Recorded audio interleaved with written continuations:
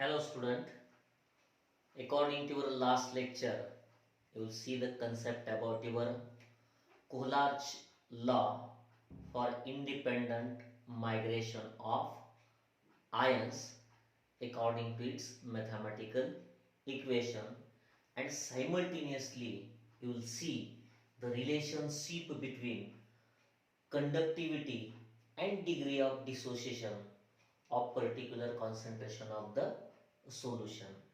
And today we will going to the study the one of the important part, that's our measurement of the conductivity.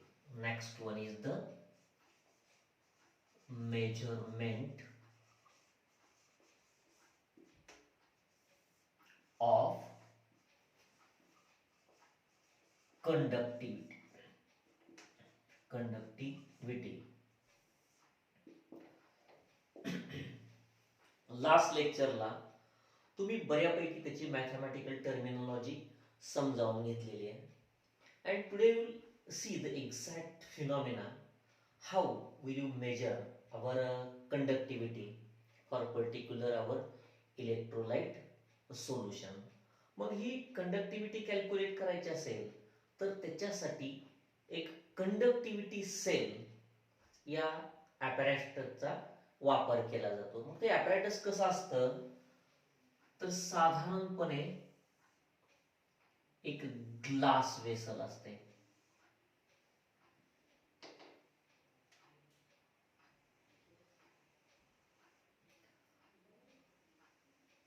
Glass vessel म्हणजे काचेचं भांड राहतं. And that glass vessel containing the solution whose conductivity are measured. That's our solution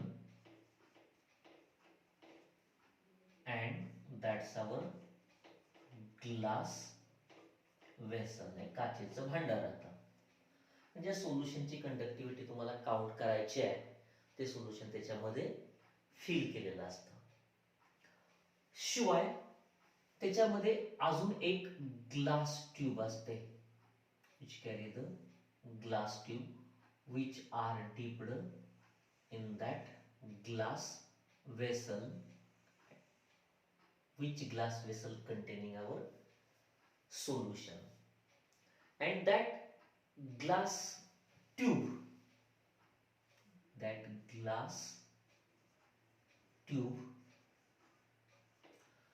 containing two platinum electrodes related to the joint platinum plates. First one is the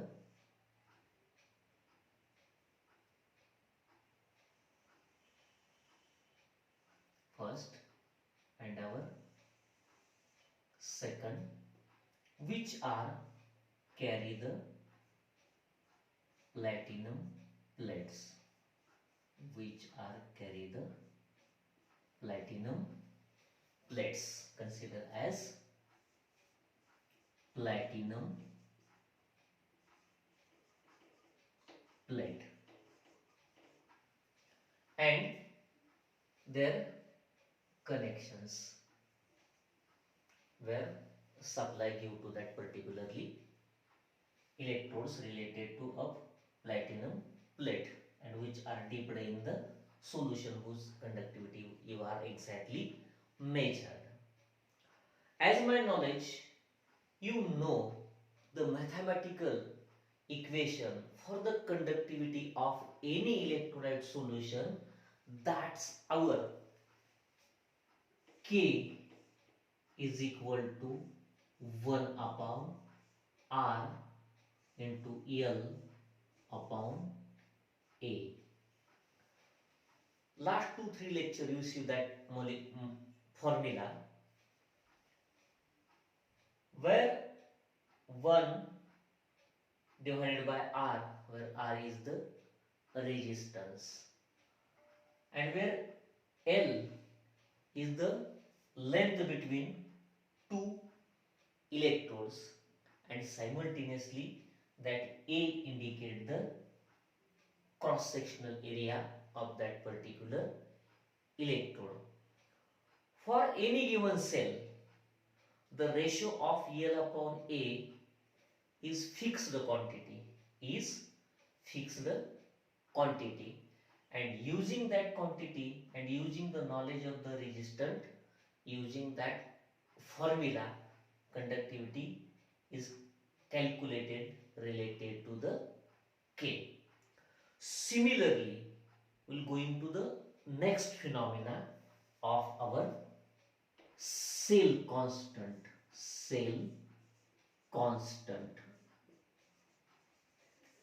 and that cell constant which are denoted by the letter small b. That's our important things. In your measurement of the conductivity or our mathematical calculation of our conductivity. मग हा sale constant म्हणजे काय, तर त्या sale कॉन्स्टंटची एक simple definition आहे. It is defined as the ratio of distance between two electrode divided by the cross sectional area or the area of cross section of the electrode, and that's mathematically directly given as B is equal to L upon A, where L indicate the distance between two electrode and our A indicate the cross sectional area. According to the equation, K is equal to 1 upon R L divided by A, you will easily conductivity write as K is equal to Z L upon A. That mathematical equation you will see up to last lecture. And finally, where K is equal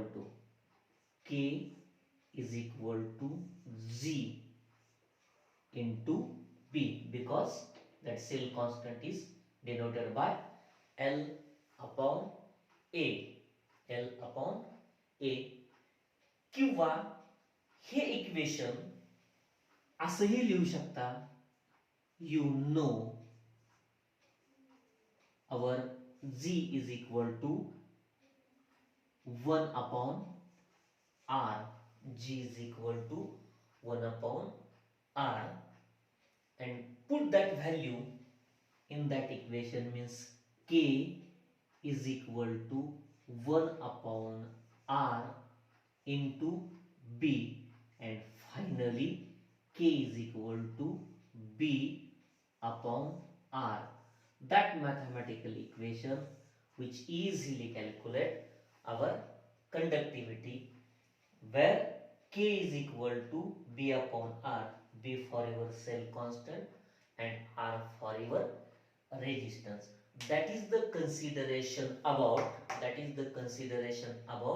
for the measurement of the conductivity of our electrolyte.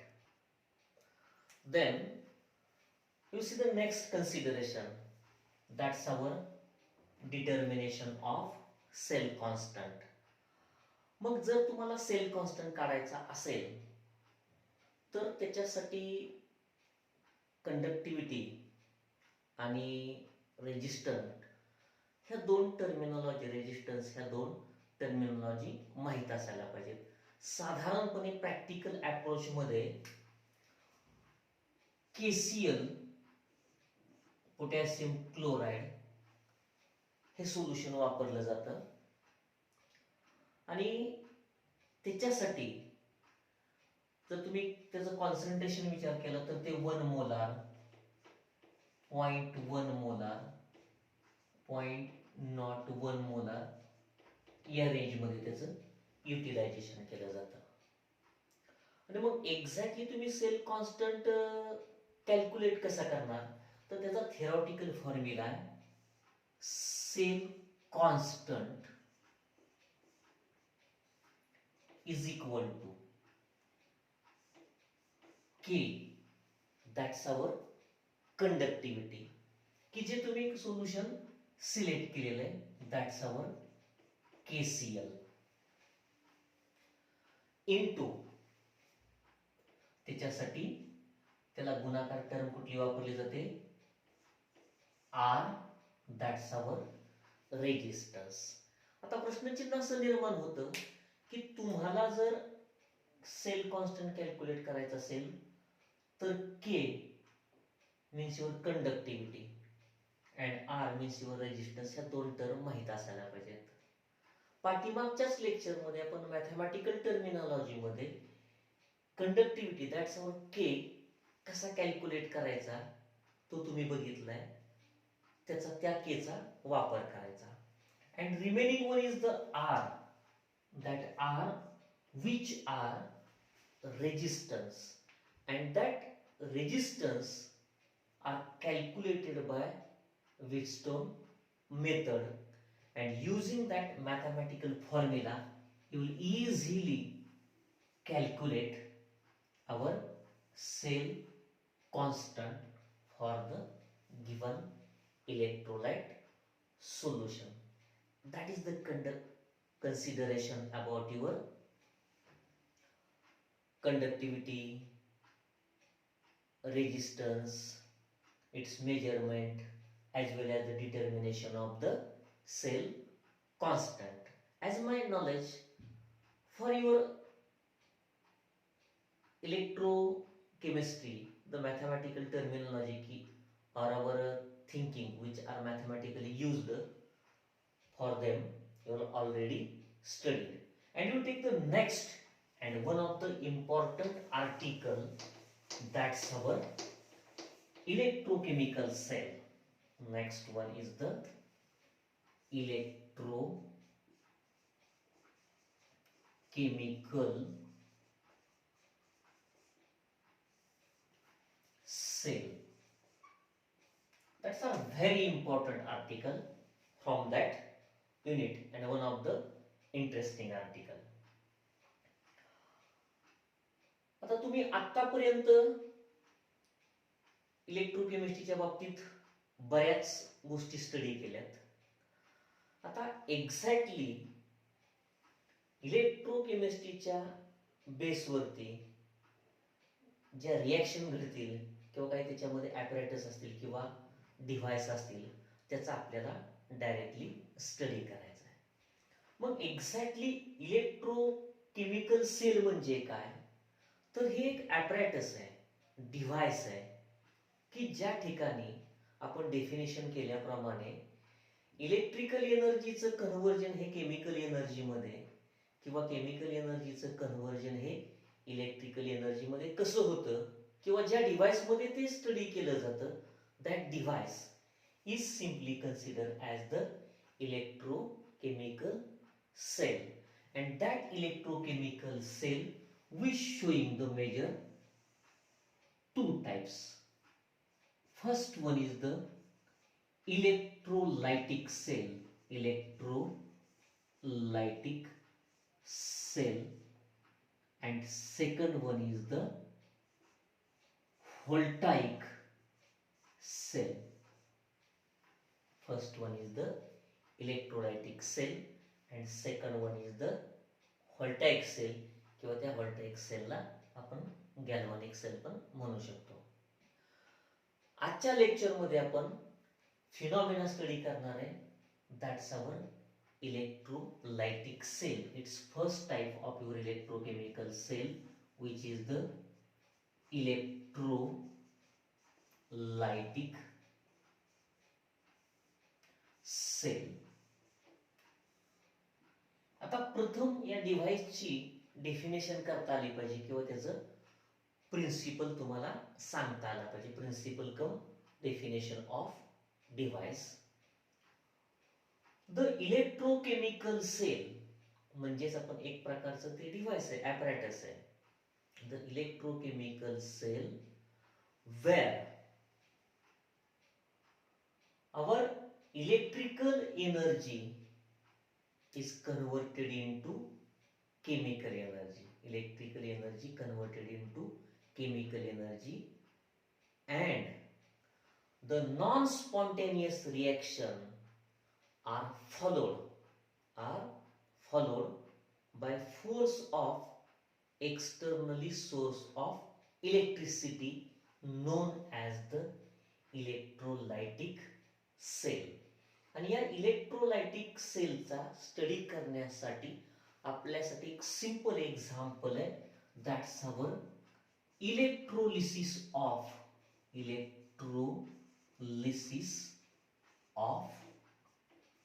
Sodium chloride. Electrolysis of sodium chloride. मग या sodium क्लोराइडचं तुम्हाला electrolysis करायचं असेल तर त्या पूर्वी electrolysis म्हणजे काय हे तुम्हाला माहित असायला पाहिजे. तर टेंटेटिव्हली तसं सांगितलं जातं, the phenomenon where electrical energy converted into chemical energy known as the electrolysis, and the device where electrolysis takes place is also called as the electrolytic cell. आणि मग तुम्ही एक्झॅक्टली सोडियम क्लोराइडचं इलेक्ट्रोलिसिस कसं करायचं, तर पहिल्यांदा आपल्याला त्या डिव्हाइससाठी डायग्रॅम आणि कन्स्ट्रक्शन बघायला लागेल. Diagram come it's construction. Diagram come it's construction. साधारणपणे एक ग्लास वेसल घेतलेली असते.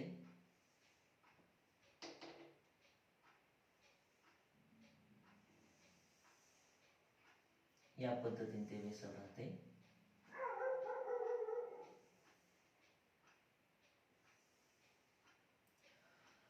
या ग्लास वेसल मध्ये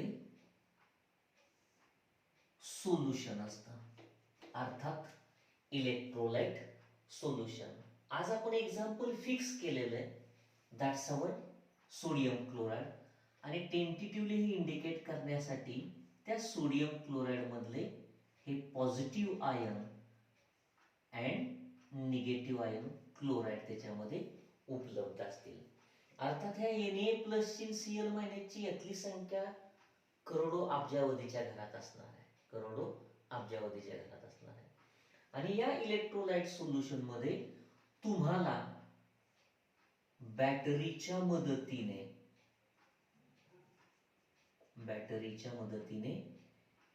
एक्सटर्नली इलेक्ट्रिसिटी सप्लाय करायची.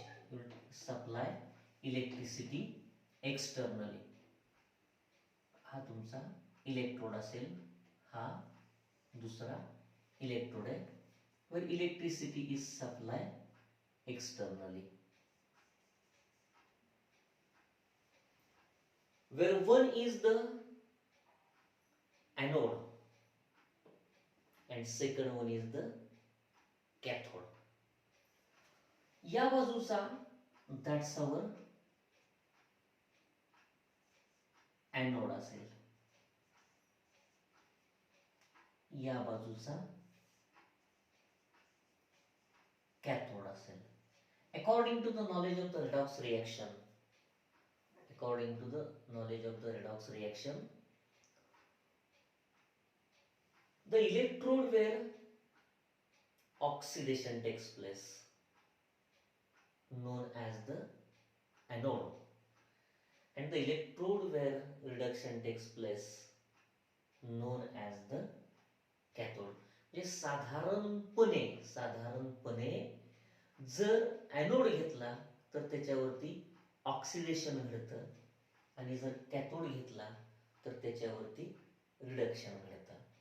मग एनोड कॅथोड ह्या दोनच्या बाबतीत आपण दोन्ही सायमल्टेनियसली रिॲक्शन बघणार आहोत. म्हणजे या पद्धतीने या सेलचे डायग्राम पण राहील आणि या पद्धतीने त्याचं कन्स्ट्रक्शन पण राहील. आणि या सेलचं एक्झॅक्ट वर्किंग काय राहतं, वर्किंग बघणार आहोत. म्हणजे त्याच्यात सेल रिॲक्शन स्टडी करतात. आता वर्किंग बघण्यापूर्वी एक गोष्ट लक्षात ठेवा, आपण सेलची डेफिनेशन केलेली आहे. की तुम्ही नॉन स्पॉन्टेनियस रिॲक्शन ही एक्सटर्नली इलेक्ट्रिसिटीचा फोर्स अप्लाय करून ती रिॲक्शन कॅरी अप करणार. म्हणजे नेमकं काय करणार आहोत, तर या सेलचा विचार केला तर प्रॅक्टिकल अप्रोचमध्ये हे कधीही शक्य नाही.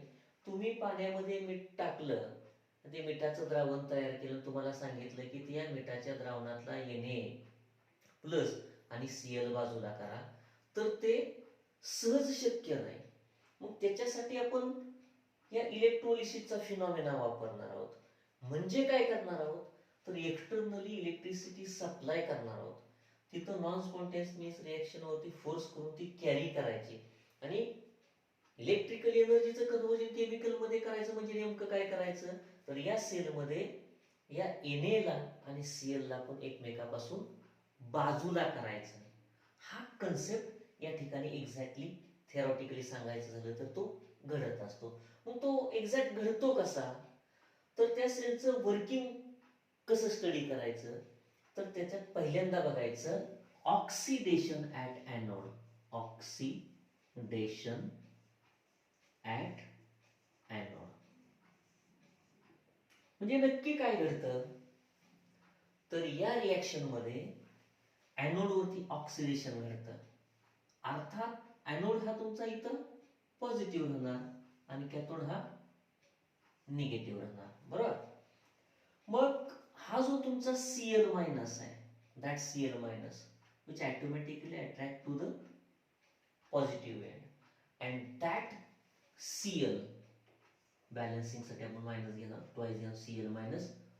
तो लिक्विड फॉर्म मध्ये कसा आहे, तो लिक्विड फॉर्म मध्ये which loss the electron, which loss the electron.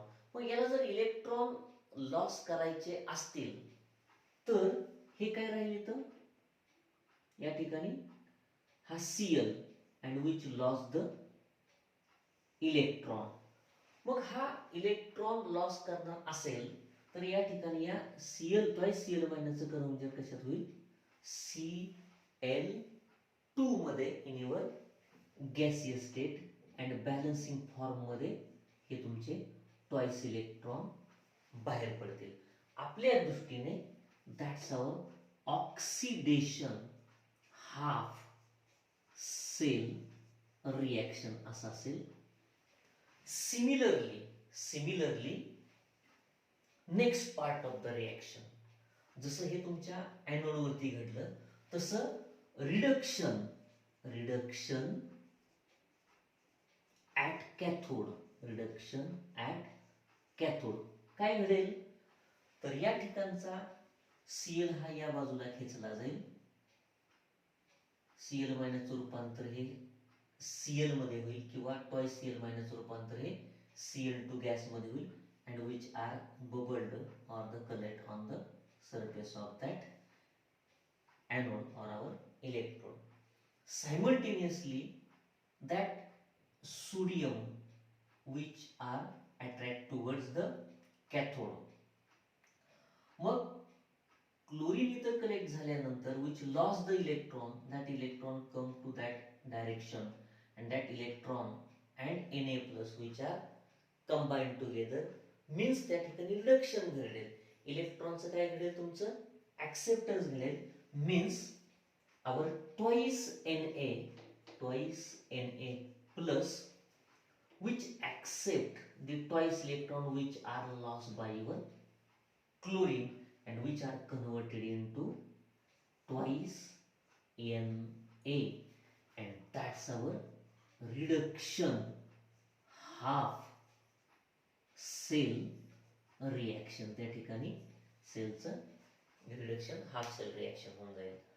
आणि मग ह्या दोन्ही रिॲक्शनचा विचार केला तर आपण त्या दोन रिॲक्शनची जर बेरीज केली किंवा त्याला आपल्या या इलेक्ट्रोकेमिस्ट्रीच्या भाषेत म्हटलं जातं नेट सेल रिॲक्शन, तर that's twice electron and that twice electron are cancel with each other to form twice Cl minus liquid plus twice Na plus gives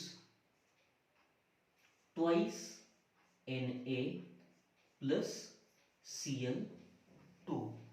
म्हणजे तुम्ही काय केलं या ओव्हरऑल रिएक्शन मध्ये, दॅट्स अवर ओव्हरऑल रिएक्शन. तर या तुमच्या मोल्टन कंडिशन मधला किंवा त्याच्या ॲक्वियस सोल्युशन मधला जो Na आणि Cl आहे हा एकमेकापासून काय केलं तुम्ही, बाजूला केला. हा काय केला तुम्ही, एकमेकापासून बाजूला केला.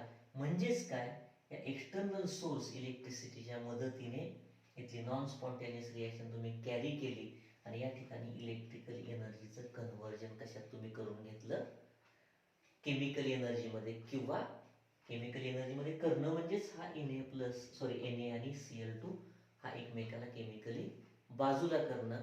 That is the consideration about our electrolytic cell by taking the simple example electrolysis of NaCl. Thanks.